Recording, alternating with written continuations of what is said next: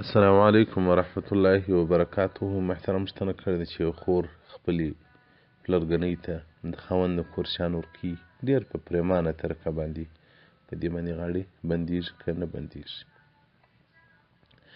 محترمه که د خاوند خوا بدېږي او یا خاوند په دې باندې خبر سي چې زما ښځه زما د کور شیان خپل پلرګنۍ ته وروړي خوا بدوي، نو بیا د حرام کار دی، ځکه د رسول الله صلی الله علیه و آله و صحبه وسلم حضور ته هنده بنت عتبه راغله. رسول الله ته څه وایي؟ ان ابا سفیان ابو سفیان چې دی هغه یو تنګلاسی سړی دی، هغه څه ماته نه راکوي چې زه غواړم ځینې او زما اولاد. یا رسول الله زه د پیسو څخه یو شی رااخلم د اولاد د شیدو دپاره د ځان د نفقې دپاره، دی نه یې خبر. رسول الله صلی الله علیه وسلم هغه څه ورته وایي خذي ما یکفیکي، دونه اخ چې تا کفایت کړي او ستا د اولاد کفایت کړي.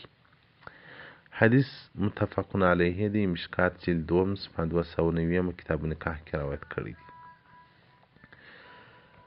نو ملا الکاری رحمت الله علیه دی حدیث متعلق وایي که چیرې د خاوند اذن و بیا که ټول کور وربار کې هم څه مشکل نه لري، او که خاوند په دې باندې خوا بدوله خاطر منده کېدی، نو بیا هغه څه دې نه کوي چې خاوند په ناراضه کېږي. نو داسې لږ شی معمولي شی چې هغه خاوند خوا نه په بدوي، هغه که پلرګنۍ ته ورکړي څه مشکل نه لري.